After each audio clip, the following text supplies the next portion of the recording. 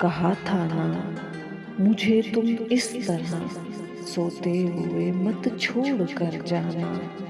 मुझे बेशक जगा देना, बता देना।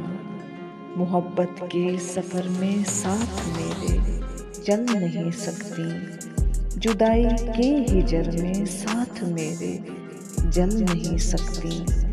तुम्हें रास्ता बदलना है, मेरी हद से निकलना है।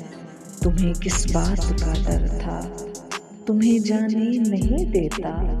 कहीं पे कैद कर लेता।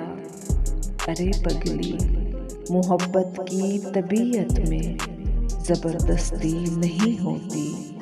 जिसे रास्ता बदलना हो उसे रास्ता बदलने से, जिसे हद से निकलना हो उसे हद से निकलने से न कोई रोक पाया है, न कोई रोक पाएगा।